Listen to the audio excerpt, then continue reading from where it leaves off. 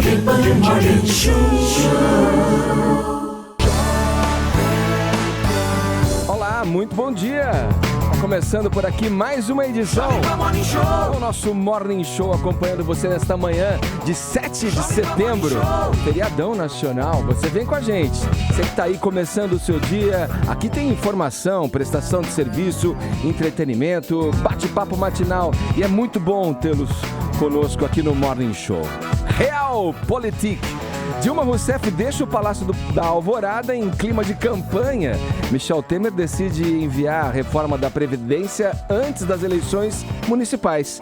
Eduardo Cunha aguarda a votação que selará seu destino político. Ao vivo e em cores aqui no estúdio, o cientista político Bolívar Lamonier apresenta um raio-x da política brasileira. O campeão voltou? Pera lá, muita calma nessa hora. As qualidades e os defeitos da seleção do técnico Tite, que ontem bateu a Colômbia em partida válida pelas eliminatórias da Copa 2018 na Rússia. Ai, que loucura, hein? Todos os detalhes sobre o iPhone 7.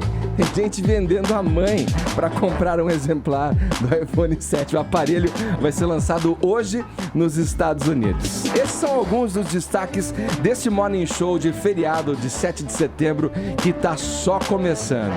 Falando em feriado, né? Bom dia, Paulinha. Bom dia. Acho que isso pode ensejar a nossa hashtag de hoje, né? O que você acha? Não é? É? Porque hashtag trabalhar no feriado é maravilhoso, enobrece a alma. Tipo, complete a frase, mas é isso isso? também pode ser sincero. Né? Não precisa ser só como a Paulinha tá falando. Você pode completar então a nossa hashtag do dia. Hashtag trabalhar no feriado é... Falado. Estamos aí aguardando o seu comentário pelo Twitter. Aliás, são diversas as maneiras para você interagir com a gente. Pode fazer também pelo WhatsApp 931171009, dizendo como você vai curtir, ou sei lá, se já está curtindo esse feriadão. Conta pra gente. 931171009. A mensagem pode ser de áudio ou então de vídeo, que a gente coloca aqui nos monitores do Morning Show. Vamos lá, bom dia, Ellen. Buenas. Bom dia, Cláudio Julio Tonioli. Independência ou morte? Independência ou morte, essa frase, hein? Dita há quantos anos, né? Muitos anos. Dita... Quando foi? Você lembra? Pega professor? O iPhone aí, calcula que eu tô meio com sono. Vamos verificar isso. Olha lá, participe com a gente, 931-7009, mandando mensagens dizendo como é que você vai curtir este feriado. Também pode aproveitar e entrar na nossa página do Facebook. Tem sempre conteúdo extra por lá, né, Paulinha? Temos conteúdo extra, facebook.com/JP Morning Show. Tem a fabriquinha de memes pra você compartilhar.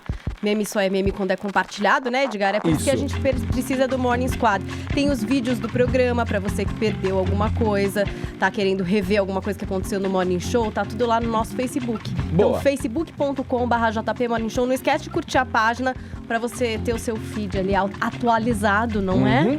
Tá ótimo. Convido você, então, a passar a próxima hora e meia com a gente aqui na Jovem Pan. Estamos aqui com o Bolívar Lamonier, cientista político e sócio-diretor da Augurium Consultoria. Obrigado pela presença. Antes de mais nada, Bolívar. Um prazer estar aqui com vocês na Morning Show. É uma alegria muito grande participar do programa. Meu bom dia a todos os ouvintes. A gente vai buscar aí, através das suas palavras, traçar um raio-x do momento político que o Brasil vive.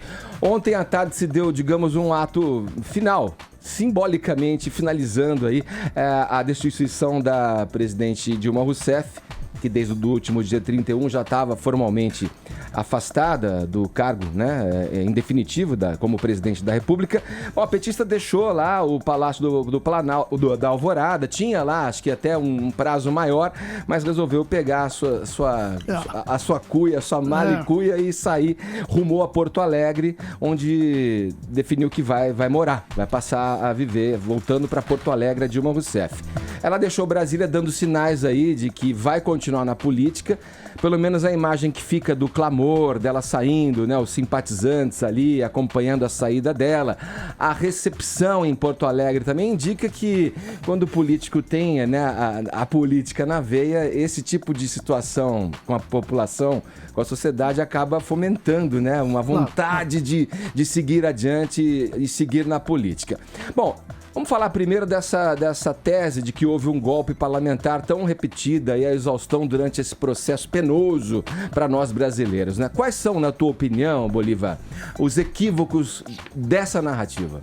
Eu nunca vi golpe de Estado em que o presidente ou a presidente continua a morar no Palácio Presidencial, né, na residência oficial, e que a sessão de cassação é presidida pelo presidente do Supremo Tribunal Federal. Quer dizer, golpe para mim é quando tem tanque na rua, quando o sujeito se exila, né, quando tem coisas desse tipo. Eu acho que foi tudo absolutamente dentro da lei, como previsto na Constituição. Tudo não, porque ainda falta um detalhe, né? Quando ela diz que vai continuar na política, isso ainda depende do Supremo Tribunal Federal analisar os mandados de segurança, porque como todo mundo está cansado de saber, o artigo 54, parágrafo único, não foi aplicado corretamente, né? Fatiaram, né? Então, aquele fatiamento é obviamente inconstitucional, flagrante, né? E vou mais longe, viu? Eu vou ser um pouco mais duro nessa questão. Eu acho que o Lewandowski e o Renan Calheiros premeditaram aquele fatiamento para livrar a Dilma da punição que a cassação do mandato necessariamente acarreta. Que punição é essa? É ficar inelegível por 8 anos e ficar interditado de ocupar qualquer função pública. Então, ela vai voltar para... Ela se livrou com isso dessa inabilitação, né? Agora vamos ocupar cargos públicos. Mas vamos ao que realmente interessa. O Brasil está se livrando de um pesadelo.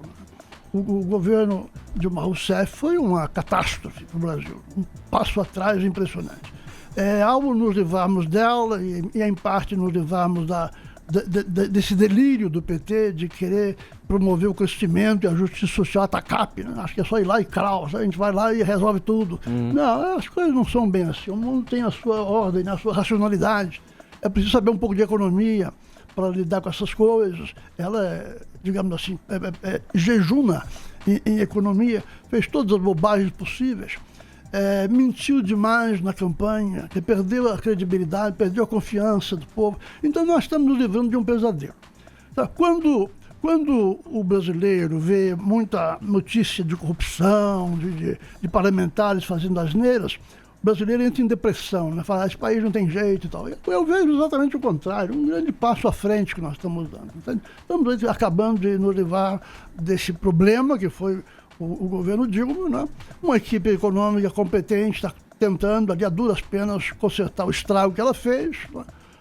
A discussão nossa, pública, pela imprensa, muito mais sincera agora, né? Agora estamos dizendo as coisas como elas são, né? Ninguém mais fala, vamos dizer assim, do Lula com aquela referência, não é? Aquela deferência como se fosse um santo. Não, vamos falar tudo do jeitinho que é. Eu acho que nós estamos vivendo um momento importantíssimo no Brasil, um grande passo à frente. Ô, Lamonier, deixa eu só complementar, se você falou, só para ver a questão do golpe, né? Só colocando aqui para ouvir a tua opinião, porque fez um trabalho muito forte em diferenciar o golpe, tanto colocando, o golpe militar existiu, né, em 64. Disseram que era um golpe parlamentar. Agora, o golpe parlamentar. Como é que isso cai para você? Olha, acontece que a Constituição, muito sabiamente, estabelece os chamados crimes de responsabilidade, né? Quer dizer, não obedecer à legislação a respeito de como se faz um orçamento ou de como são as transações financeiras entre a União e as entidades, os bancos que ela controla, podem envolver crimes de responsabilidade. Então, no caso da Dilma, é óbvio que houve. Entende? Você fazer créditos suplementares, que é o que ela fez mais grave, sem a anuência, sem a concordância do Congresso, é como se dissesse, eu não preciso de orçamento e não preciso do Congresso. É ou não é?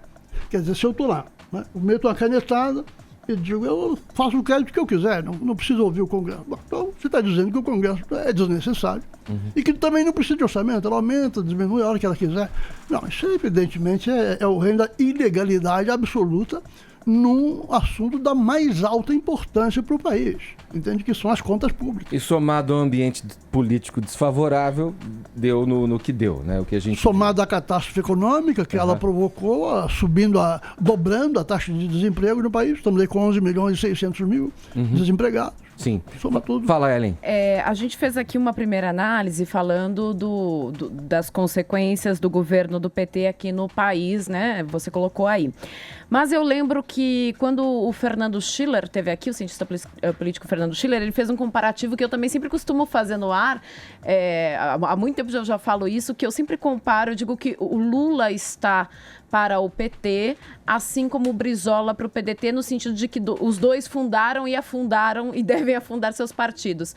A minha pergunta agora Dentro da sua ótica, o que é mais maléfico para o PT? O criador Lula ou a criatura Dilma? Não, Lula é muito pior, né? Muito pior para o partido e muito pior para o país. Porque o Lula, infelizmente, é aquele tipo de político que vive da malícia, né? Vive de mentir, vive de negar, vive, sabe, qualquer coisa. Ele diz uma coisa hoje e o contrário amanhã. Que ele está muito longe de ser um político confiável. Ele tem aquele carisma, aquela popularidade que ninguém nega. Mas ele não tem. O Lula tem algum pensamento econômico? Mas nenhum, sabe? Qualquer um serve. Hoje pode ser uma coisa meio socialista, amanhã pode ser uma coisa meio liberal, tanto faz. Ele quer ficar no poder, né? Se possível, eternamente. Quer dizer, ele manobrou o quanto pôde com o chamado projeto de poder. O que é projeto de poder? Bom, por definição, todo partido político visa o poder. Então, para que você precisa falar o projeto de poder? É porque, no contexto petista, projeto de poder significava ir estendendo até onde desce. Então, eu saio, ponho a Dilma me põe de volta, depois entra outro. Quer dizer, era a ideia do PT se perpetuar no poder. Quer dizer, então, o Lula, eu acho que foi um sujeito que fez um mal terrível ao Brasil. Né? Mas ele ainda é o nome que resta à legenda. Vamos pensar na situação hipotética dele se candidatar a 2018. Ele já ameaçou isso na ocasião do imbróglio lá envolvendo a tentativa de nomeação como ministro-chefe da Casa Civil. Então já falou, não, vamos sentir, se precisar eu estou aí. Enfim, deu indícios de que poderia voltar. E aí? Bom, veja, é claro que o Lula será sempre um candidato muito forte, né? Pela popularidade que ele tem, pela capacidade de comunicação com a grande parte do eleitorado brasileiro, principalmente lá no Nordeste. Isso é inegável, né? Não há como desconhecer isso, é uma realidade. Agora, existe também a hipótese dele ser preso, né? Eu não quero entrar nisso, eu não sou advogado, muito menos juiz, eu não sei se as acusações estão comprovadas, como precisam ser comprovadas, todo indivíduo tem direito a total comprovação das acusações antes de ser preso. Mas é uma coisa que se diz muito, né? E ele às vezes passa o recibo, né? Sim. Quando ele procurou ser ministro, ele queria se livrar de um processo lá em Curitiba. E essa possibilidade, o Toioli sempre traz aqui para a bancada essas notícias e informações com relação a Lava Jato. A questão ontem mesmo, você falou do Léo Pinheiro, né, Toioli? O Bunlai agora volta para a prisão também. A homologação, enfim, a oficialização lá da colaboração do Léo Pinheiro pode comprometer ainda mais, né, a figura do ex-presidente, né, Toioli? O que o Moro fez, quando o Janot desconsidera a delação premiada do Léo Pinheiro, aquela que fala que a OAS... Léo Pinheiro é ex-presidente da OAS, certo? Que nos anos 80 tinha um trocadilho com obras arranjadas pelo sogro, porque um dos diretores era parente do OCM, né? Quando ele desconsidera aquilo que a Veja deu, que era uma pré-delação premiada, em que apareceu o seguinte: OAS teria reformado o triplex atribuído ao Lula, teria reformado o apartamento do ministro Dias Toffoli, teria dado grana pro Aécio e teria dado grana pro Serra. Sai na Veja, ele volta atrás e desconsidera. Aí o Moro retoma ele a partir do golpe nos fundos de pensão e muito mais virá, né? Mas eu queria fazer uma pergunta para o Bolívar, fazendo um trocadilho com o nome dele. Bolívar, nesse projeto de poder do PT, que coincidiu com o do Chaves, ou seja, essas pernadas de anão que queriam estender isso por um Reich de 1000 anos, trouxe muito a figura do Simão Bolívar e a figura do bolivarismo para a América Latina. Não me comprometa. Né? E em que se admite a ideia de que, digamos, esse capitalismo de Estado, que aliás levou a Dilma a ser derrubada, como você muito bem disse, descartar o Congresso para dar uma canetada nas coisas da economia do país. Esse projeto bolivarista teve como epicentro aqui o Foro de São Paulo e por aí vai, e me parece que ele está. Esse capitalismo de Estado, seja no Brasil, seja na Venezuela, ele começou a afundar porque não deu certo. Você acha que o fim desse bolivarismo é iminente? Me parece que sim. A Venezuela, que Deus a livre de uma guerra civil, mas como projeto de governo, como programa econômico, aquilo já capotou há muito tempo. As imagens são terríveis. Né? A gente vê imagens. É só olhar as fronteiras, né? Basta olhar as fronteiras. Basta ver que gente atravessando para fazer compras em Roraima. Então, aquilo, evidentemente, do ponto de vista econômico, é um fiasco, um fracasso inacreditável, né? Agora, é uma coisa violenta. Aquilo surgiu de um golpe violento liderado pelo Chaves. Aquilo tem uma tonalidade de milicianos armados. É um negócio de jogar uma parte da sociedade contra a outra, né? O PT às vezes brinca com esse fogo como se fosse assim inofensivo, mas perto do Chaves é quase uma brincadeira o que o PT faz. Chaves realmente dividiu a sociedade de alto a baixo, né? Pela violência. Agora, os dois lados estão divididos e estão se enfrentando na rua. E cedo ou tarde, aquilo vai dar em alguma coisa muito ruim. Ou um golpe militar, ou uma guerra civil. Ainda voltando ao bolivarismo, eu queria lembrar que uma coisa que há alguns anos, eu ainda não estava na Jovem Pan, mas denunciei no blog, o ministro das Comunas do Chaves, o Elias Rauá, ele veio para o Brasil com armas escondidas na babá, foi preso, ela foi para a cadeia no lugar dele, e a ideia era trazer essas armas para o MST, né? Esse Rauá foi, aliás, o Elias Rauá foi mesmo que mandou exumar o corpo do Bolívar para dizer que ele não morreu de tuberculose, morreu assassinado porque convinha bem ao Estado aquele tipo de ataque. Melhorava o script, né? Agora, estava tendo uma comunicação entre essas associações de sociedade civil, como ONGs, não sei o quê, papapá, e eu acredito que se tivesse essa comunicação com a Venezuela, eu não tenho dúvida que hoje, ou no domingo passado, o Rauá estaria fazendo essa interconexão. Você acha que com o fim virtual desse governo do PT, termina essa interconexão a ponto de, digamos, o Brasil virar um forte Apache?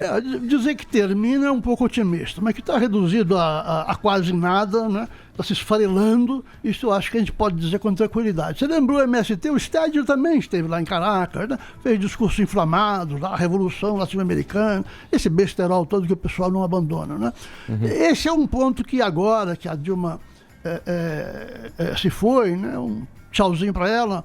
Agora que ela está lá em Porto Alegre e que o ambiente brasileiro começa a voltar ao sério, eu acho que é uma coisa que nós temos que prestar atenção, né? Quer dizer, há um rastro por aí de pequenos grupos fazendo atentados, depredações, violências. Um dia jogaram a bomba num carro lá no Alto de Pinheiros. Isso eu acho que nós temos que prestar atenção, né? Existe no meio intelectual, especialmente brasileiro, uma cara dura de dizer que esse pessoal, que são ativistas e idealistas. Não, ativistas e idealistas não vão de coquetel molotov para a rua, não é mesmo? Quer dizer, então eu acho que nós temos que realmente dar um voto de confiança para a polícia quando ela age duramente com esses caras, porque não se pode brincar com quem anda por aí com coquetel molotov jogando em qualquer lugar e tentando fazer depredações.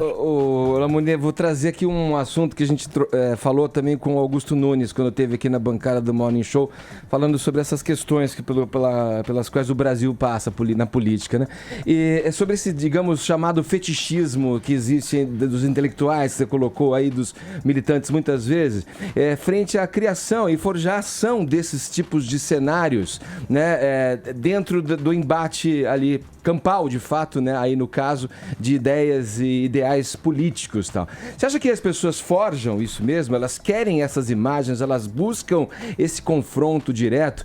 A parte de discussões sobre truculência da polícia, excessos aqui e ali, que também já foram detectados, mas não tem um fetiche? E o que faz esses intelectuais relevarem ao ponto de ainda conseguirem encontrar base para defender esse ideal político que se revelou essa catástrofe em que a gente se encontra? Olha, a sua pergunta comporta duas respostas curtas e grossas. Aqui esse pessoal foge dessas coisas, é claro que foge. Não há nada melhor para esse movimento do que um mártir, um cadáver. Esse pessoal adoraria ter um cadáver, né? Para realmente, sabe, sair para ir pela rua numa cena emocional, terrível, passando por um grande sofrimento que eles mesmos estão tentando provocar, né? Esses grupos são extremamente perigosos neste sentido, e em outros também. Agora, a questão dos intelectuais o tipo de intelectual que fica com essa comiseração, com essa conversa fiada de que esses grupos são idealistas, que estão aí plantando uma sementinha do futuro socialismo, isso para mim é pura ignorância combinada com falta de responsabilidade. Uhum. Quando a gente vê essas manifestações que, enfim, pedem, entre outras coisas, a saída do Temer, e tem gente do PT, de outros partidos também, isso tem reflexo político? É pequeno, né? Esse pessoal gosta muito de levar aquelas bandeirinhas de fora Temer lá na Europa. Né? Na Europa é muito bom, o pessoal está confortavelmente instalado, vivendo em países seguros, eles reúnem lá 30, 40, mostra as coisinhas fora Temer, sai foto no jornal. Agora, aqui dentro o efeito político é zero. Nós vivemos, quem dita o compasso da política brasileira, graças a Deus, são as instituições.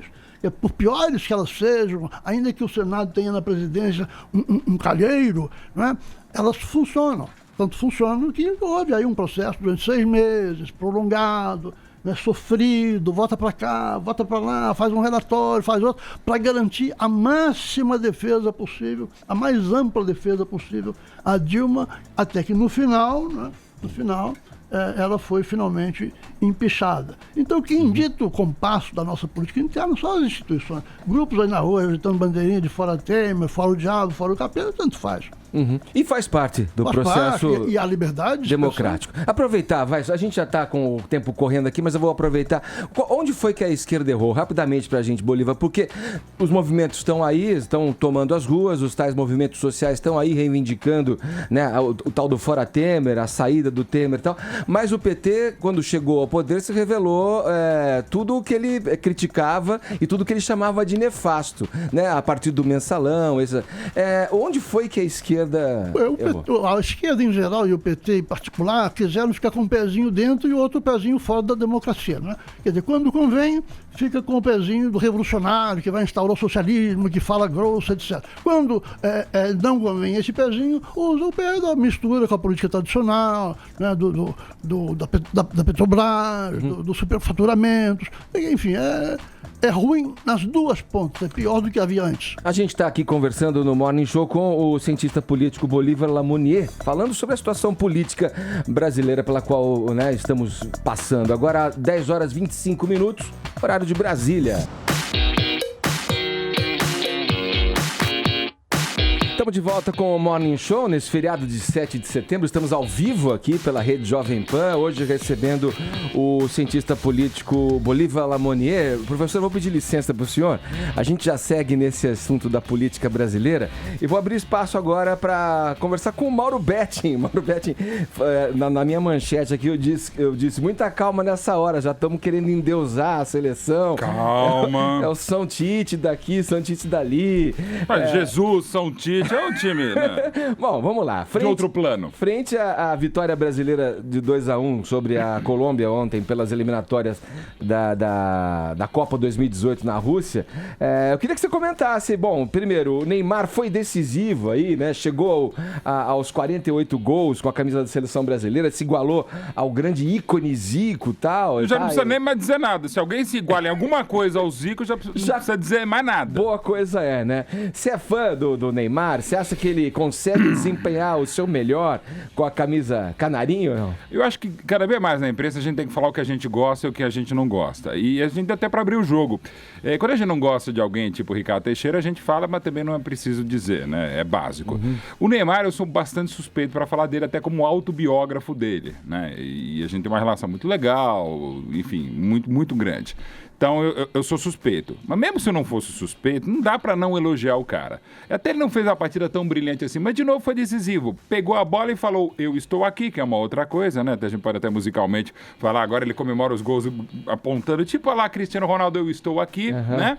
E ele estava ali mesmo, mas não era só ele. Era um time melhor organizado, mais compacto, mais aproximado, com menos pressão. Se o Tite agora aparecer falando mal de criancinhas, a gente vai falar, não, o Tite tem alguma razão. Se o Dunga aparecer salvando crianças numa enxurrada, vai falar, é jogada de marketing, né? Então, assim, tudo é maravilhoso, na transmissão oficial, meu Deus, que seleção, mas calma lá. Mas é legal, Edgar, ele assumiu o Brasil em sexto e agora é segundo. Vamos pra Rússia. Vamos pra Rússia. E tem uma questão também que eu acho que é inevitável, a melhora no ambiente. Parece que isso é notório, né? Tá desanuviado. Até porque ele deu a mão e deu a camisa pro Marcelo, brigas do Dunga com o Marcelo, como havia brigado estava brigado com o Thiago Silva e havia brigado com o Felipe Coutinho, outro que entrou muito bem no lugar do William, né? O Felipe Coutinho, o Dunga tinha problemas com o staff do atleta, que hoje é muito chique, né? Você tem problemas não só com o atleta, você tem com o staff do atleta. Ô, Mauro, e aí pesa. e tecnicamente, o Marcelo tá parece que jogando o dobro que ele jogava, E né? já jogava, né, Edgar? Por que isso? O Tite mexeu na posição dele? Não, Como- assim, taticamente o time do Dunga já era inspirado, clonado, baseado no Corinthians ex-campeão do ano passado. Um volante, 4 no meio e um atacante. Claro que tem um treinamento, que é diferente, claro que tem as ideias do Tite,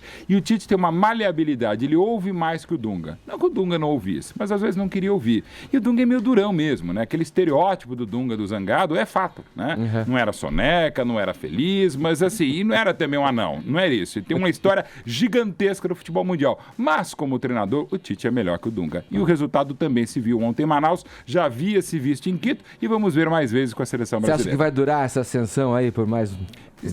O fundamental, por exemplo, ser campeão das eliminatórias é o troféu Água de Salsicha, não serve pra nada, não tem nem caneco. O que é fundamental é estar entre os 4, na pior das hipóteses, entre os 5 para fazer a repescagem, para estar na Rússia e contar E ser gerações. campeão, né? E ser campeão, exato. E campeão de eliminatória não serve para lhufas. Agora, ir pra Rússia é o negócio e a gente vai pra Rússia. Por Neymar, por Felipe Coutinho, o menino Gabriel Jesus vai crescer, ainda não tá pronto, tá longe disso, mas enfim, é um time que está, se não pronto, não é time para perder por 7-1, é time para voltar à Copa e estar entre os favoritos. Vou participar aqui, o professor Bolívar. Você gosta de futebol? Adoro futebol, Você é. gosta- ou tem aquela que é o futebol é o ópio do povo mesmo? Não, é pra desviar dos assuntos sérios. Tô fora dessa, adoro futebol. Que time que Aliás, você torce, Eu professor? torço pro Vasco da Gama. Pô, cara. Apesar do momento, não, Pô, exato. sempre Apesar vi do isso, hein, professor? Não, eu sou fiel. É amor incondicional, fiel não, leal. Fiel é outra coisa. Pode chover canivete que eu torço pro Vasco da Gama. isso E olha aí. como tá chovendo canivete Tá em São muito Januário. canivete. Viu? É isso aí. Aberto, né? Isso, professor. Canivete Fique, aberto. fique Nossa. tranquilo que tem um endosso aqui de um bugrino legítimo, que não desiste nunca como brasileiro. Não, como bugrino mesmo. Como Mag bugrino brasileiro. mesmo. Bom, Betinho, aí. Bom, geral, então é que o que interessa é ir pra Copa e ser campeão. E vamos pra Copa. Hoje tem rodada do Brasileirão, hoje tem Palmeiras e São Paulo, Choque Rei, tem um monte de jogo legal. Enfim, tem jogo toda hora. Quando a gente não tem jogo, a gente inventa também, né? Isso não De resta repente a gente repatria o Felipe Coutinho, por que não? Olha, e é imagina, o Sai de professor, lá. o time que o Vasco teria com Felipe Coutinho, com Alex Teixeira, tantos bons valores revelados pelo Vasco, saíram até meio que baratos, mas o Vasco vai voltar e espero que volte pra ficar. Boa, obrigado, viu, Mauro? É sempre um prazer estar com vocês. Um grande abraço pro Mauro. Olha, Bom, aliás, 7 de tem setembro. novidades aí que a gente vai falar logo mais. Já. Longa-metragem. Longa, Palmeiras, o campeão do século. Brincadeira, Paulinha. Você vai ter que, 22 de setembro nos cinemas. você vai ter que cobrir esse Primeiro lançamento. vez aí. que eu vou gostar de futebol será aquelas bem loucas. Valeu, Tchau, Betinho. gente. Obrigado. Um abraço pra você. Mauro Betinho falando aqui pra gente, dando uma geral aí do momento que vive a seleção brasileira. Vamos girar o assunto, vamos voltar a falar sobre política. Estamos recebendo aqui nosso companheiro Marcelo Matos. Bom dia, Matos. Muito bom dia, Edgar. Bom dia a todos. Olha, e também já participando aqui junto, agora voltando pro assunto da expertise do Bolívar Lamounier aí, né? É cientista político, diretor aí, sócio-diretor da Augurium Consultoria. Professor, vou falar com o Matos sobre um assunto também que está fervilhando no noticiário político, que é com relação a essa cassação, né, do deputado afastado Eduardo Cunha. Vai ter quórum, porque é uma segunda-feira, não é? Como é? 19 horas. 19 horas. Político Na hora do Brasil, hein? é clássico que essa informação de que o político não está em Brasília na segunda-feira, né? Ele fica Nunca de na terça segunda e a nunca na quinta. sexta, né, professor? E nunca na sexta. Nunca aos domingos. E aí, vai ter quórum, você acha? Olha, Pelo clamor popular frente a esse momento que a gente vive, para Edgar- caçar o Eduardo Cunha? Edgar, é claro que política tudo pode acontecer, mas quando nós tivemos a votação do impeachment foi no domingo, né, professor? E o quórum total na casa, né? Quer dizer, aquele deputado que não iria na quinta, na terça, já não vai mesmo na segunda. E não ir é voto a favor do Cunha. Claro que isso também é uma postura política. Aquele que não comparecer, não for votar, ele praticamente está votando a favor do Cunha. Favorece o Cunha. Nós temos 513 deputados, né? O quórum para cassação 257, né? Então, metade mais um. É a expectativa de que haja quórum. O presidente Rodrigo Maia já disse que vai abrir a sessão apenas com mais de 400 deputados para poder justamente aí ter uma base que possa legitimar ou não essa votação. Não atingindo esse quórum, não tem votação. Se não atingir 257, ele não é cassado. Não, né? digo, se não tiver o quórum para votar. Isso, Porque isso. a votação pode não acontecer Pode na não segunda, acontecer, né? pode não acontecer justamente por falta de quórum, né? Ele garante que será essa pauta única, ele vai colocar apenas esse tema em votação agora nas próximas semanas. E agora, na semana passada, a gente estava em Brasília acompanhando, professor, mal passou o impeachment de Dilma Rousseff, o assunto já era Eduardo Cunha. Então todo mundo dizendo... Virou a página. Virou a página, né? Não caçar Eduardo Cunha dá a impressão de que houve um acordo com o governo Temer. Não sei se o senhor concorda. E seria um incômodo muito grande para o novo governo e reforçaria todo o discurso do PT de que foi um golpe mesmo, impeachment, e que isso faria parte, inclusive, do golpe, né? Uhum. Professor, o fato do fatiamento que falamos aqui, né, que o senhor apontou com uma irregularidade, né, contra a Constituição, né? Você acha que o precedente de que aconteceu na votação da Dilma pode se repetir com o Eduardo Cunha nesse fatiamento aí? Caça-se, mas não inabilita-se? Não, eu não acredito que isso aconteça. Eu acho que ele vai ficar suspenso por 8 anos, vai ser cassado, não vai ser na segunda-feira, mas será numa outra sessão posterior, né? Na presidência da Câmara agora há uma pessoa muito mais séria e tem se dito muito que pelas redes sociais e por vários meios a sociedade está muito mais atenta e muito mais vigilante. Eu acho que vamos ter um bom teste disso em relação ao Eduardo Cunha, né? Uma limpeza pela metade ficaria muito ruim, teria todas essas consequências que o Marcelo aventou. Então eu penso que os deputados vão cumprir o dever deles. E o Eduardo Cunha já avisou que vai afinar o dedo, ligar aí para pelo menos 300 deles para fazer o corpo a corpo ali, né? Na pressão para conseguir se livrar, né? Mas tá difícil para ele, né? Tá muito difícil. Eu acho que ele deu demonstrações mais do que suficientes que nem deveria estar lá, né? E acho que nós estamos limpando a política, isso é muito bom. Se ele apontar 200, dane-se, faz parte do jogo, nós queremos que limpe mesmo. Legal. Olha, Edgar, o Globo fez uma enquete, né? Foi em todos os gabinetes e chegou já a 231 votos declarados a favor. Muitos deputados não quiseram se pronunciar, mas são 26 a menos do que o necessário. Então tudo indica, de fato, que ele será cassado, né? Ficaria muito mal ainda para a política. Claro que, como o professor falou, ele ajudou muito os deputados do baixo clero. Basta dizer que Valdir Maranhão faz parte da mesa diretora da casa. Na posse do Temer, na ponta esquerda, estava o Valdir Maranhão lá, né? Então, ele tratou muito bem esse baixo clero, ajudou nas campanhas desses deputados. Então, havia, de fato, aí uma lealdade canina desse pessoal aí em relação a ele. Só que ele, nesse momento, não há como salvá-lo, né? E, ao que parece, isso vai acontecer. Legal. Não sei se o professor concorda. Concordo inteiramente. Eu acho que a questão da corrupção não está no foco. Ninguém está com paciência mais. Seria um peso muito grande, né, professor, lá na casa, né? Casos assim, comprovadíssimos de corrupção, que nós estamos cansados já de ouvir e que o sujeito não consegue negar, né? Tudo que ele diz agrava a situação. Eu acho que o Brasil não tolera mais isso. Eu sou muito otimista a esse respeito. Eu acho que o Brasil está dando um passo muito grande no combate à corrupção na política. Agora, Edgar, o que é curioso foi o seguinte: ele está sendo acusado e vai perder o mandato, tudo indica, por uma ação própria dele. Ele, na CPI da Petrobras, ele se apresentou lá espontaneamente antes de ser convocado e foi lá e fez o depoimento. Sim. E aí ele mentiu em relação às contas na Suíça. Ele é réu na Lava Jato, né? São assuntos até muito mais pesados, mas ele mentiu que não tinha conta na Suíça, que não tinha conta no exterior. Tecnicamente é isso que vai levá-lo à cassação. E depois ele alegou que aquilo era um trust, que na verdade, né, não é dele, mas não é dele. É dele, mas não é dele e tal.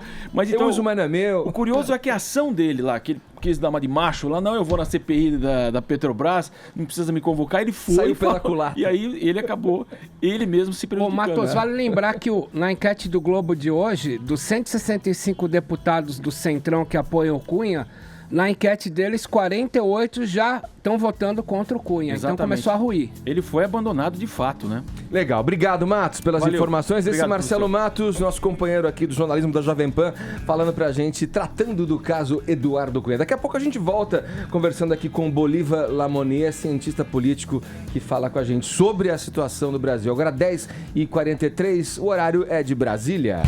Estamos de volta com o Morning Show desse feriado, 7 de setembro, aqui pela programação da Jovem Pan. Tonholi, vamos seguir aí nesse novo round aí do embate, da briga entre o Procurador-Geral da República, o Rodrigo Janot, e o ministro do Supremo, o Gilmar Mendes. Né?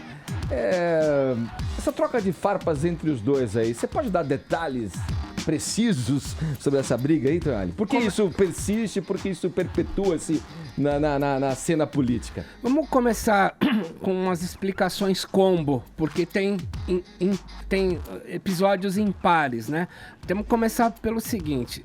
Quando o ministro Dias Toffoli soltou o ex-ministro Paulo Bernardo, acusado de fazer parte de um esquema de desvio de 100 milhões de aposentados federais, o Toffoli soltou ele seguindo a Constituição. Ele estava no endereço fixo, o apartamento da senadora Gleisi Hoffmann. Portanto, a Constituição prevê isso, ok. Aí o que acontece? Logo em seguida que o Toffoli solta o ministro Paulo Bernardo, sai na revista Veja a notícia de que na pré-delação premiada do Léo Pinheiro, ex-presidente da OAS, constava um suposto pagamento de reforma no apartamento do Toffoli.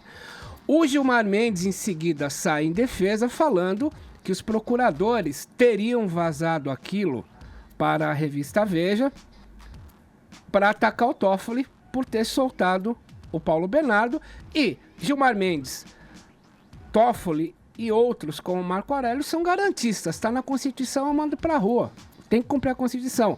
Haja visto que o Marco Aurélio soltou o Cacciola, ele fugiu. O Gilmar Mendes soltou o Roger Abdelmaci, ele fugiu, mas estava previsto na Constituição, tá ok? Bom, aí o que aconteceu? Aconteceu o seguinte, ficou aquela troca de farpas, aquele clima de opinião entre o Janot e o Gilmar Mendes, e aí o Janot deu troco, falando que o Supremo que está conspurcando ou atrasando a Lava Jato, procrastinando, né? Você pegar a figura de Santo Expedito, ele tá pisando num corvo e na boca do corvo tem um bilhetinho escrito CRAS, de procras, que é atrasar, né? Então ele fala que está atrasando. Aí o Gilmar devolveu. Mas, na verdade, o que há é uma briga pelo suposto vazamento da delação do Léo Pinheiro, que não havia sido consignada. Mas o que aconteceu nesse ínterim? Aconteceu que veio essa operação Greenfield e o Léo Pinheiro voltou para Lava Jato. Então isso é mais um round de uma briguinha que vai render muito pano para manga, porque na cabeça do ministro Gilmar Mendes foi a Procuradoria-Geral da República que vazou. Mas depois também os procuradores negaram a delação do Léo Pinheiro e o próprio Janot a descartou. Mas agora ele voltou para Lava Jato. Então é apenas um round. Isso aí vai... Vem mais por aí. Bem mais, é cabo de esquadra. Olha aqui, a gente está recebendo aqui no estúdio o cientista político, o Bolívar Lamonier. Daqui a pouco a gente volta com essa entrevista. Eu tenho uma boa notícia agora. Olha aqui, ó, pelo menos para a comunidade científica que está aí comemorando a descoberta de uma floresta fossilizada do Piauí. Mais uma, né? O Piauí tão rico, né, em descobertas, né? Além das pinturas rupestres, todas as descobertas arqueológicas. Fato é que cientistas da Universidade Federal do Estado encontraram a 19 quilômetros da cidade de Altos inúmeros exemplares de troncos petrificados com diâmetros médios de 1,80 m. O local, batizado de Sítio Paleobotânico São Benedito, tem seus estudos publicados na revista Pesquisas em Geociências e junta-se a outras descobertas da mesma ordem em florestas fossilizadas no período Permiano, no chamado período Permiano. Uma no próprio estado do Piauí, às margens do rio Poti, e a outra no estado de Tocantins, na bacia do Parnaíba, batizada de Monumento Natural das Árvores Fossilizadas. Esses estudos criam expectativas muito positivas com relação às descobertas da Era Paleolítica, que vão nos trazer informações preciosas com relação ao nosso passado botânico remoto. Mais uma boa notícia na área científica. Estamos de volta com o Morning Show desse feriado de 7 de setembro, recebendo aqui o cientista político Bolívar Lamonier, conversando com a gente sobre, obviamente, a política brasileira, né? Professor, ao longo desse processo todo do impeachment da ex-presidente Dilma Rousseff, muito se bateu na tecla, né, de que ela estava sendo vítima de um golpe, tudo. A gente já permeou esse assunto aqui durante a sua participação no Morning Show. Eu queria agora puxar a ótica sob a alegação impressão de que os objetivos, na verdade, disso tudo, né, dessa teoria do golpe, tudo era uma coisa para frear a Operação Lava Jato, né, que está passando essa limpa aí no brasileiro e, por extensão, proteger políticos que poderiam cair nas teias, né, da operação. O que o senhor vislumbra para a operação com o Michel Temer agora definido como presidente da República? Bom, vamos começar registrando que essa suposta explicação não tem pé nem cabeça, né? Porque a Lava Jato, o partido que está mais na mira é justamente o PT. Então, se alguém queria frear a Lava Jato, deveria ser então a Dilma e não os que queriam afastá-la, né? Eu acho que a Lava Jato prossegue, as delações estão sendo feitas. Eu aguardo com muita ansiedade a do Marcelo Odebrecht, que deve ser a mais importante, né?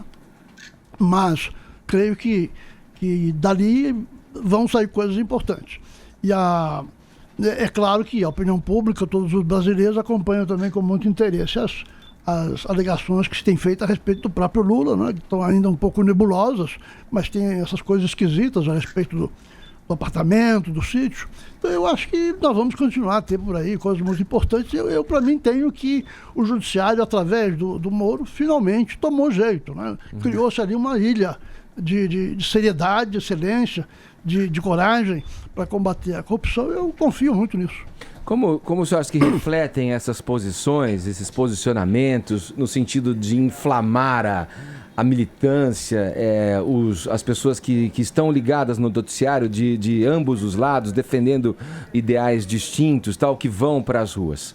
Como você acha que esse tipo de embate que se dá tanto no judiciário, com procuradores, ministro do Supremo, políticos falando, a Dilma agora fazendo essas afirmações, o Michel Temer tendo um discurso mais duro, né, ao assumir, falando com seus ministros antes de viajar para a China, o quanto isso influencia nesses ânimos que chegam na rua e causam essas imagens que a gente já também falou aqui de confrontos diretos entre manifestantes, policiais? Olha, essas farpas entre Gilmar Mendes e o procurador, farpas desse tipo, eu acho que não tem efeito nenhum.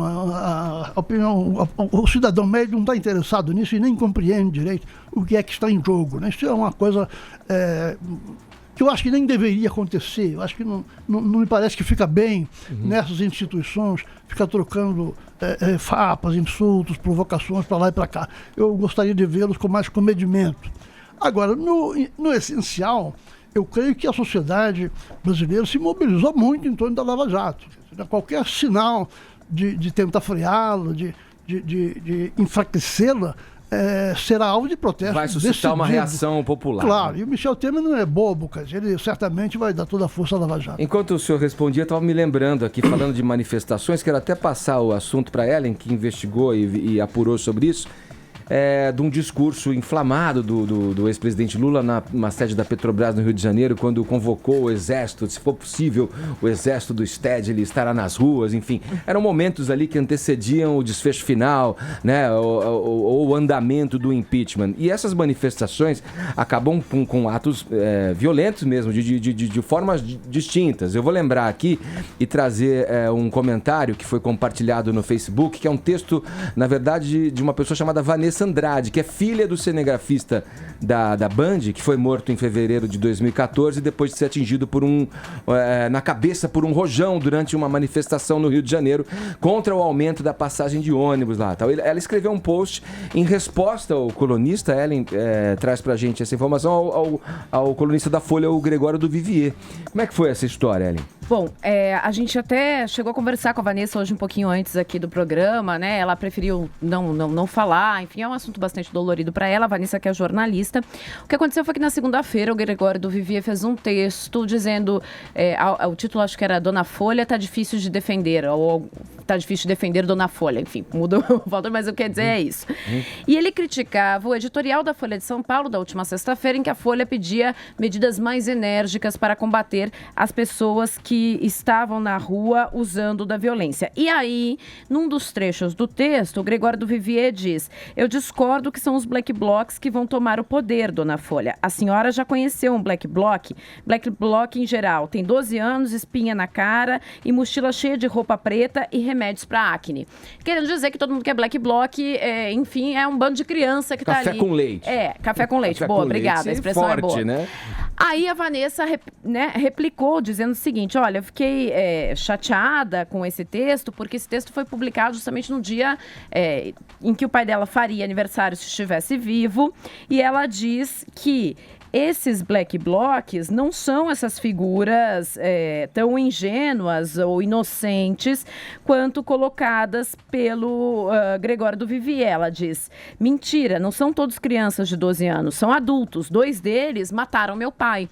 Esses 2, inclusive, hoje têm 24 anos, estão ainda aguardando o julgamento, não chegou à conclusão o julgamento dessa situação. E aí ela conversou e explicou o seguinte, que o que ela ficou bastante chateada é colocar que todo esse grupo seria inocente, embora ela tivesse consciência de que é uma minoria que está ali dentro das manifestações se utilizando de violência, como fazem os black blocs. Ela não gostou da maneira como o do Vivier colocou todo o grupo como inocente. E aí, enfim, se travou um embate aí, que é um embate que a gente tem visto. Por quê? Porque lá em 2013, os jornais Folha de São Paulo e Estado de São Paulo, eles também fizeram editoriais pedindo maior repressão policial.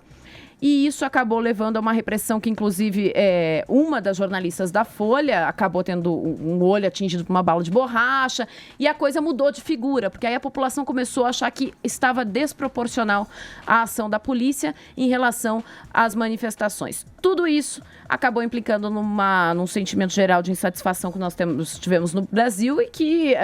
E por algumas avaliações, e até gostaria que o Bolívar nos ajudasse, porque cientista político é uma fogueira, né? Quer entender o momento, sendo que o momento é difícil pra gente, né?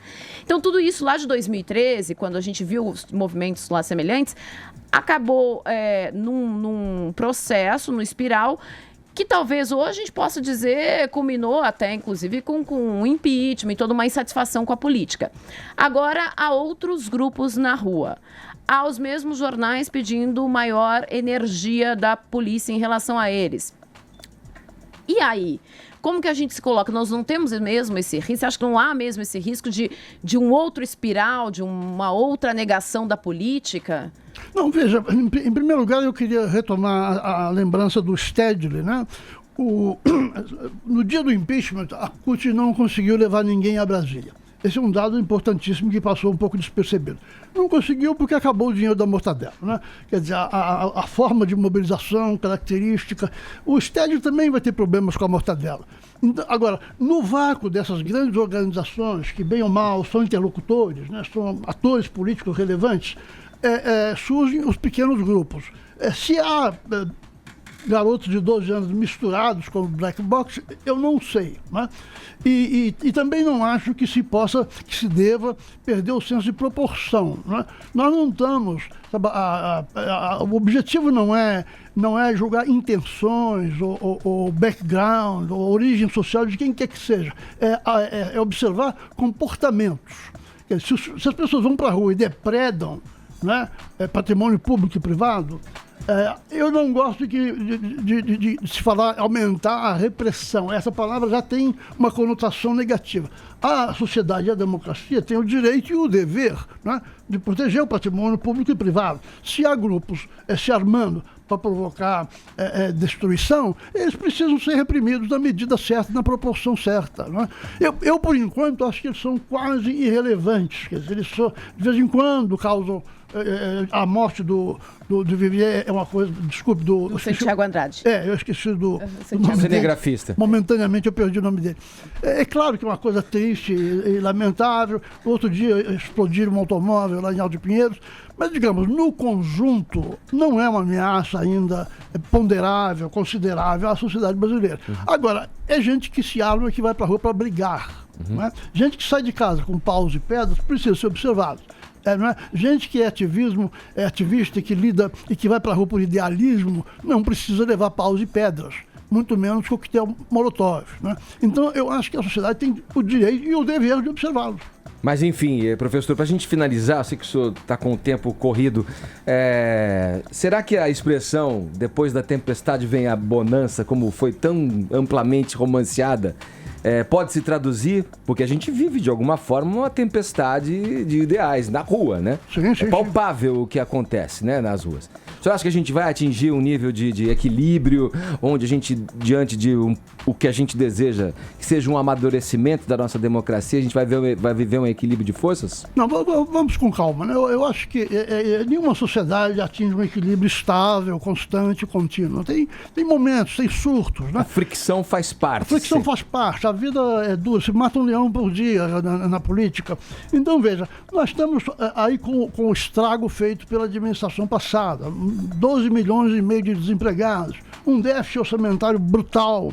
Estamos começando a restaurar a confiança internacional no Brasil, a confiança dos investidores. Então, é claro que nós temos uma pedreira pela frente. Isso nós temos que botar o pé no chão e acompanhar isso com muito realismo. Quem começar a imaginar que as coisas vão melhorar da noite para o dia vai se frustrar e vai se enganar redondamente. A política, isso tanto vale para os políticos como para o cidadão, tem que ser pautado por uma atitude de realismo. Senão nós começamos a falar bobagem, a pregar utopias, né? a imaginar que o paraíso na Terra está ali na esquina. Isso é tudo besteira. Isso é coisa de intelectual desocupado. Tá certo. Eu queria agradecer ao cientista político que nos acompanhou aqui no Morning Show, o Bolívar Lamonier, falando sobre a política brasileira, desse momento caro e importante para nós brasileiros. Obrigado, professor. Eu é que agradeço a vocês todos, meus cumprimentos aos ouvintes. Foi um prazer muito grande participar do Morning Show. Muito bom. Olha aqui, seguimos adiante. Ainda estamos ainda temos um tanto a percorrer nesse feriado de 7 de setembro. A gente está na linha com o Carlos Aros, nosso companheiro aqui de redação da Jovem Pan, para falar de tecnologia. Agora, Paulinha, afinal de contas... Gente, hoje é o dia. Estamos no dia D, né, da independência dia brasileira 7. E também do lançamento do iPhone 7. Aros, a gente já conversou meio aqui pelos corredores da Jovem Pan, né, das mudanças, enfim, dos benefícios desse novo lançamento da Apple. Ou não, né? Não sei se são benefícios. Porque sempre tem ali, né, há controvérsias e tal, mas diga para os nossos ouvintes, Aros, o que a gente pode esperar desse novo brinquedinho tecnológico? Bom dia. Bom dia, Edgar. Você me ouve bem? Estou te ouvindo perfeitamente. Ah, perfeito. Então, me afastei aqui que a banda militar estava tocando em alto e bom som. Achei que agora eu consigo ouvi-lo também. Esse é um detalhe importante. Achei que você ia dizer é um dia importante para a Apple, para aqueles que são acionados pelos produtos deles, porque é a renovação da linha de produtos. Não só iPhone, mas vários outros produtos, como, por exemplo, nova linha de Mac, tem o relógio que deve apresentar algumas novidades, enfim, um sem número de produtos chega no mercado agora nesse mês. E a expectativa pelo iPhone 7, que eu insisto, não sabemos se vai se chamar iPhone 7. Como assim? É grande, não sabe se a Apple vai colocar alguma outra nomenclatura. Ela lançou o SE, né, há algum tempo atrás. A gente não sabe se ele vai seguir a tradição com a sequência numérica ou se o nome muda, mas vamos tratar aqui como iPhone 7, para ficar claro, para todo mundo entender que é o sucessor desses que estão no mercado. Olha, não vai ser uma boa notícia pros místicos, afinal de contas 7 vem carregado de inúmeras teorias e pensamentos místicos, né? É um número cabalístico, né? Então, aí em função disso também, a gente não sabe se vão mudar ou se vão manter. Vale lembrar que é o seguinte, o Windows 10 da Microsoft pulou o Windows 9, né? Foi o Windows 8, não teve o Windows 9 e logo foi lançado o Windows 10. Então, tudo a gente pode esperar tudo porque é realmente imprevisível. Agora, sobre esse produto, falando especificamente do iPhone, o design não deve mudar, a configuração de modo amplo não deve mudar, deve seguir muito na linha do que a gente já conhece. Quais são as mudanças significativas? A primeira delas, ela está relacionada ao hardware, que é a câmera Um dos aparelhos, segundo os rumores que estão cada vez mais fortes indicam, que seria o aparelho com a tela maior, ele vai ter 2 câmeras, Edgar. E essas 2 câmeras vão funcionar simultaneamente. Ou seja, quando você captura uma imagem, ele captura dobrado essa imagem, um software faz a fusão dessa imagem e entrega para você o que alguns especialistas estão dizendo, com uma imagem com uma qualidade incrível, uma coisa de outro mundo. Então, essa seria a novidade de hardware que está chamando a atenção do pessoal que gosta de foto, e a gente sabe da qualidade da câmera dos iPhones. A outra eu não considero muito positiva, não, que é a substituição do conector de fone de ouvido pelo Lightning, que é o conector de USB para aqueles que já têm o iPhone 6, que já está funcionando. Então eles vão retirar a conexão de fone de ouvido que a gente conhece, que é esse plug tradicional, o P2zinho e vão colocar ali. esse USB no lugar. Ah, tá. É igual do carregador. Novo, né? Que Do é o do carregador. Aí eu conversei ontem, no final do dia, com a Marília Guimarães, que inclusive já visitou a Jovem Pan, tem um bate-papo muito legal com ela no Tech News, com dicas sobre o iPhone, coisas que você deve saber sobre o iPhone que você não sabe. E eu conversei com ela pedindo 2 pitacos dela sobre as novidades. Um deles, eu sei que a Paulinha gosta, mas não sei se ela já aprendeu a usar. É o 3D Touch, que é a opção que você tem ao pressionar a tela. Ele abre um outro menu respondendo a pressões diferentes na tela. E que é bem legal. Parece muito complexo, né, Paulinha, quando a gente fala, mas é uma função muito simples, eu considero intuitivo, embora pouca gente conheça. A Marília explica pra gente o que vem de novidade com esse novo iOS que chega no mercado e que vai estar já no iPhone, que a gente pode chamar aqui como 7. Vamos ouvir o que ela diz sobre o 3D Touch. 3D Touch é uma funcionalidade que já está presente a partir do iPhone 6S, que a tela do iPhone é como se fosse um botão. Se você escolher um aplicativo, tocar nesse aplicativo e fazer uma pressão, o que é que vai acontecer? O aplicativo vai te dar opções de atalhos e com isso você fica muito mais produtivo para chamar uma determinada funcionalidade.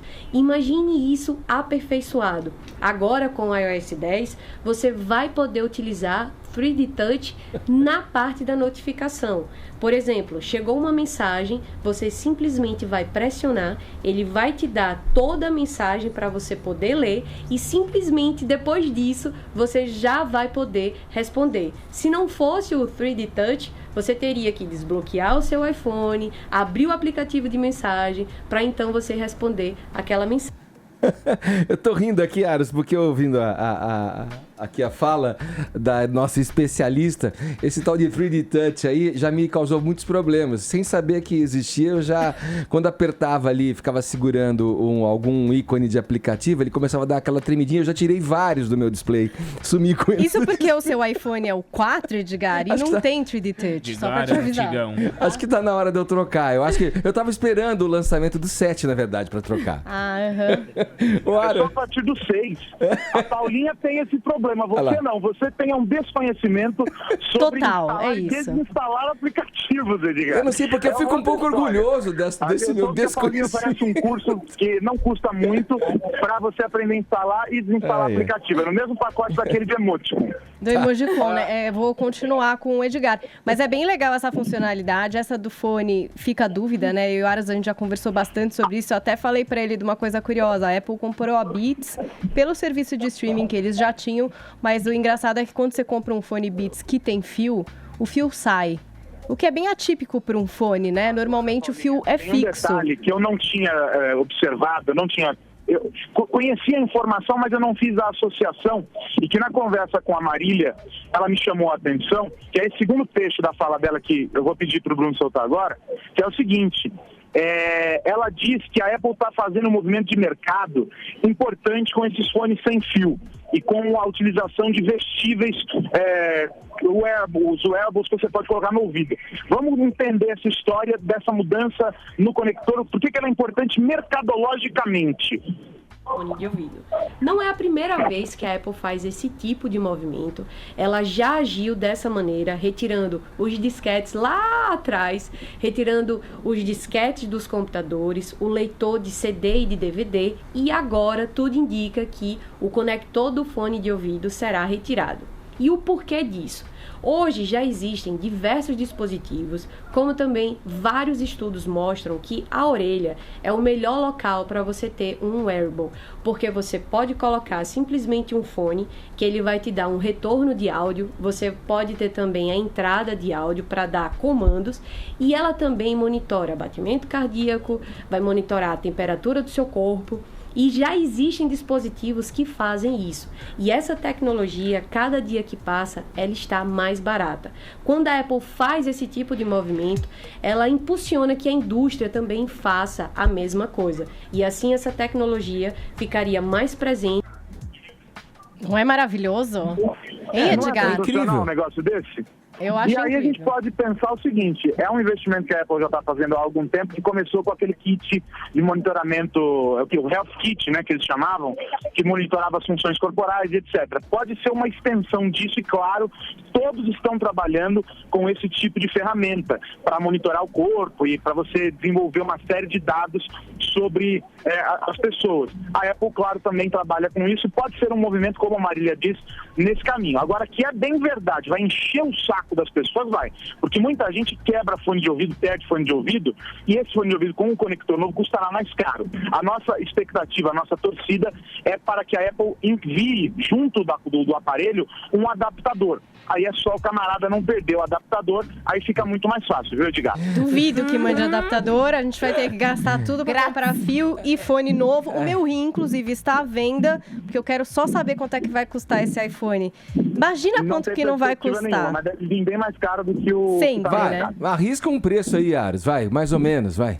Vamos Esse que está chutar. no mercado está custando na casa dos 3,5, entre 3,5 e 4. Ele, como havia uma perspectiva lá atrás de aumento de preço nesse ano, e ela se confirmou ainda que de maneira tímida, talvez ele venha para cima de R$4.000, Edgar. A não ser que eles tenham bons acordos com operadoras. Vamos e por chutar aí alto, vai, Ares. mas Vamos ele pode chutar vir pra cima de 6.000. R$4.000. É, bom. Vamos chutar de qualquer 6.000. forma, já é uma Eu tô bolada. sendo pessimista, porque eu prefiro me surpreender positivamente do que falar assim, ele vai vir na casa dos 3,5, 3,700 e aí muito mais do que 4. Mas as projeções, pelo que eu tenho escutado do pessoal de mercado, elas não são positivas, nem para produtos da Apple e nem de outra marca, não. Nunca Todos vem os mais telefones, barato, eles né? estão mais caros. Nunca. Legal, Aros, obrigado pelas suas informações. Bom feriado, hein?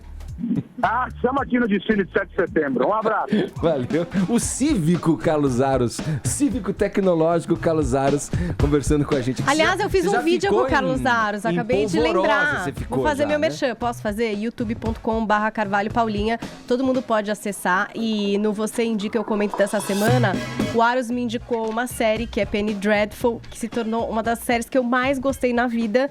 Tem 3 temporadas e a gente fez um videozinho juntos, eu e o Aros, pra falar sobre um review de Penny Dreadful. Tá lá no meu canal, hein? Todo mundo se inscrevendo. Certo. Olha aqui, eu quero aproveitar e continuar com você, Paulinha. Porque eu tô aqui em consideração aos meus colegas de bancada, o Tonholi tá inconsolável, cara. A Eu sei. Ellen anda É difícil cabisbaixa mesmo. pela redação. Eu mesmo, este que vos fala, está um pouco... Já não eu sei, acreditava, agora taciturno, né? Porque essa notícia realmente muda a nossa É vida. difícil mesmo. Vamos encarar de frente os problemas Estamos agora, ouvindo nesse aqui momento. uma garota que faz sucesso, é uma garota pop chamada Taylor, vocês bem conhecem, Taylor Swift. Ela brigou, separou-se de Tom Hiddleston, é isso? É isso? Hiddleston? Acabou! É isso? Tom Hiddleston. Hiddleston. Hiddleston. Acabou o namoro? Puxa Olha, vida, é com muita tristeza e muita seriedade que eu venho trazer essa notícia pra vocês. Pena que o nosso cientista político foi Não embora, tá porque eu aqui. queria perguntar pra Isso ele tem... como isso afetaria Isso a vida afeta dele. o mundo e eu vou O explicar por Bolívar quê. na moneda poderia dar uma... Ele poderia dar. Ele poderia explicar pra gente que isso tem a ver com Lula. Na verdade, nada a ver. Então, bom, o que acontece? Esse casal que o mundo torceu ou não, né? Sabe, Edgar, que todo mundo acreditava que, na verdade, era um grande truque. Um grande truque ou de Taylor ou de Tom, não sei, né? Mas logo após o término de Taylor Swift com seu namorado Calvin Harris, Taylor engatou um romance, faz 3 meses isso, gente, com Tom Hiddleston.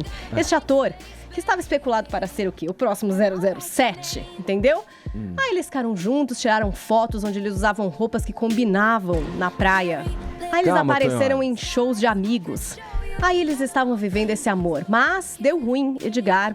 E hoje ficamos sabendo que parece que não está mais rolando. Acabou. Tom estava chateado com Taylor, porque afinal todos riam dele e diziam: isso é um golpe publicitário.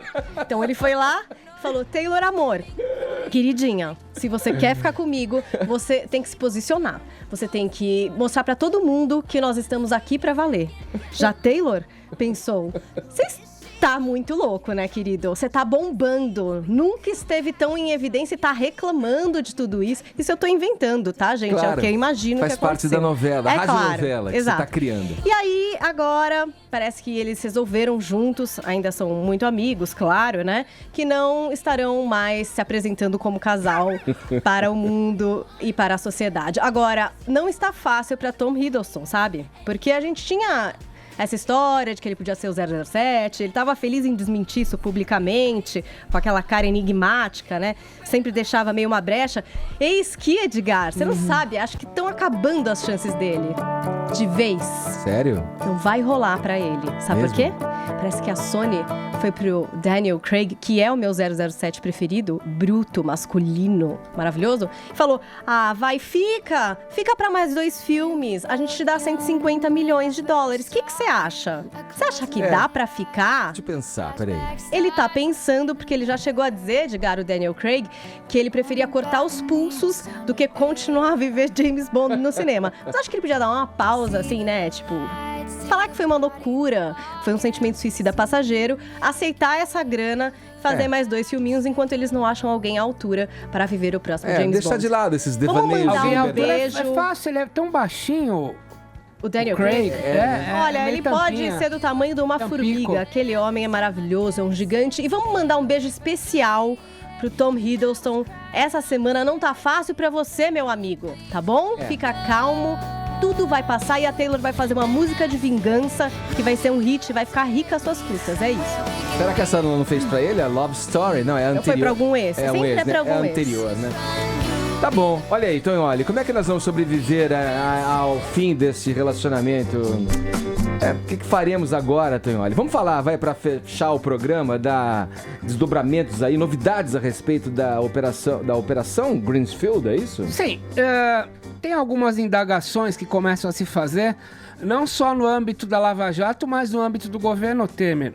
A primeira indagação que se faz, vamos falar desses atos contra Temer, que estão prometidos para esse feriado. A primeira indagação que uns membros do governo estão fazendo é o seguinte: você sabe que no ano de 2008, o presidente Lula fez um decreto-lei destinando que 10% do Fundo de Amparo ao Trabalhador, o FAT, iriam para as centrais sindicais, o que dá, sem controle, não precisa explicar onde gastam, 530 milhões de reais por ano para as centrais sindicais.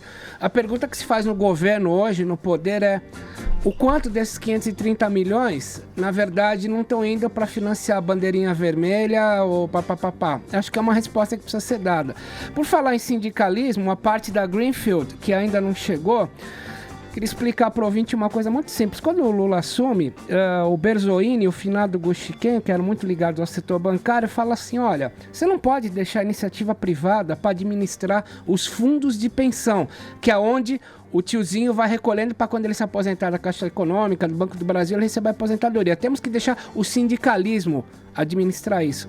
E foi assim, quando o sindicalismo começa a administrar fundo de pensão, que você começou a ter a forja desse golpe dado na Greenfield, que congelou 8 bilhões. O próximo etapa da Greenfield vai ser como os 12% que o ex-tesoureiro do PT, o Vacari, exigia para partidos, que também ia para o Cunha, vamos colocar isso, a partir de fundos de pensão dos municípios. Isso não exclui o PMDB, afinal de contas, em 2012, o PMDB levou 1.090 prefeituras do Brasil todo. Então, nós vamos ter grandes investigações em cima de fundos de pensão municipais que envolvem o PT e muito do PMDB. Na verdade, os fundos de pensão municipais foram um grande embrião de tudo isso. Se você pegar decisões já bem anteriores do TJ de São Paulo, em comarcas como Matão e interior, lá está o embrião de tudo isso que está se vendo agora na Greenfield. Então começou nos municípios, quando o PT estava ali nas primeiras prefeituras, e aí depois se repassou e agora vira um esquema muito maior que a gente está vendo na Greenfield. Mas A Paula mandou um beijo aí que, né, assim, vamos ser realistas, dificilmente vai chegar. Eu prefiro mandar um beijo bem real aqui. Para 2 pessoas lindas que estão hoje aqui no feriado, não estão trabalhando, mas resolveram vir até o estúdio acompanhar aqui o programa. Pode vir aqui. Você tá montando uma Põe eles agência em de quadro. notícias? Eu Você tô tá em fazendo um eles jabá? na internet. Deixa eu só dar um oizinho. Esse é o João é meu aluno, Ô, João, tá? E bem-vindo. o Cleverson é Bem-vindo, ex-aluno da Cleverson. FIA. Os dois vieram aqui conhecer. Dá um oi aqui, tem que ser no microfone. Boa noite. Aliás, Não, é bom dia. dia. Boa noite é sempre válido. Esse Bom dia, Lorde esse Spy. boa mais noite formal, é é mais- significativo é só pra- a maneira como Ellen deve tratar, ela com sua educação russa, tratar os seus alunos. Sou uma fofa de professora. Dizem, sei lá. Dobre dia, viu? Já aprendeu até russo. Não, mas é só pra dizer pro pessoal que tá nos acompanhando aí que eventualmente o Morning Squad venha até aqui o estúdio acompanhar. Não precisa só ser meu aluno, eventualmente consegue vir aqui até o estúdio acompanhar de pertinho. Participe e venha acompanhar de pertinho por aqui. Ouvintes queridos, a gente é carente, a gente adora. Nossa, Você a vê gente quando tem um adora. afago da Nossa, audiência. Trouxe comida melhor ainda. Vai, Paulinha, vamos passar aí a... Eu fiquei em dúvida. A gente vai dar prêmio pro Twitter hoje.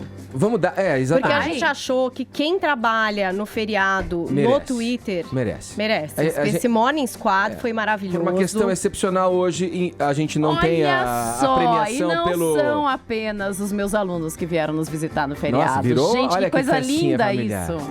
Olha lá. Ó, eu vou dar prêmio Ó, o junto João com e os o filhos Totti, olha hoje. aí, ó. Eles vão sentar aqui. Grande porque Arthur. feriado é dia de trazer criança no trabalho. Ah, eu quero pet Então, também. Pode eu vou ser? dar. Eu fiquei em dúvida entre 2 pessoas pra ganhar prêmio no Twitter. A Aline Dias disse o seguinte: que trabalho no feriado é tomar café o tempo todo, desejando ser vodka. Ou Amei, trocar o amei café essa amiga. pela vodka sem ninguém perceber. É uma possibilidade. Vocês pra acham ela que é a água que tem aqui na térmica, né? Depois, tem uma pessoa maravilhosa que também disse o seguinte: trabalhar no feriado é mais triste do que Escobar tentando correr da polícia e morrendo no telhado. Mega spoiler. Como assim? Gente, pelo amor de Deus, Escobar morre, todo mundo Mas não, tá não precisava sabendo, dizer a Ellen. Mas cena, sabe, gente. claro A que cena sabe. toda. E outra, eu digo mais, só Paulinha vai acompanhar a série depois que morreu Escobar, porque ela ainda acredita que os agentes da... Eu queria te dizer uma dos coisa, Estados Unidos querido. são os protagonistas. Posso te falar uma coisa? O Netflix diz que não. Ó, pra Mas fechar. a Paulinha diz Deixa eu que te sim. falar, amor. Netflix confirmou ontem 3ª e 4ª Vai ter temporada terceira. de Narcos, tá? Ninguém vai 3ª ver. e Gente, 4ª. vai ser espírita? Escobar não vai participar como espírito. Ninguém vai ver. Então a gente vai ter que ter novos protagonistas, tá? E eu queria mandar um beijo pra todos que acompanharam pela nossa transmissão no YouTube, jp.com.br/Morning. Muito obrigada. Ele sempre lá no nosso chat, falando coisas loucas. É isso que é o chat do Morning Show. Podres. Assim eu resumiria Mas tudo bem. como coisas loucas. E manda beijo Manda- aí, crianças. os filhotes Fala vão mandar alguma beijo. coisa. Sabe falar? Pro Ninguém mundo. sabe falar aqui? Fala alguma coisa, Totti. Fala tchau pra galera no feriado. Fala tchau. Não vai rolar, gente. Bom, é isso. Vamos ficando por aqui. Muito obrigado pra vocês que estiveram com a gente até agora no Morning Show de feriado. E prometo voltar amanhã. Prometemos voltar amanhã a partir das 10 da manhã. Fale por você, aquelas outras. Aqui na Jovem Pan. Tchau, beijo, Paulinha. Tchau, tchau. Beijo, Ellen. Beijo. Falou, Tonioli. Não é hoje, porque é feriado. Hoje é feriado. Vamos dar um descanso. Tchau.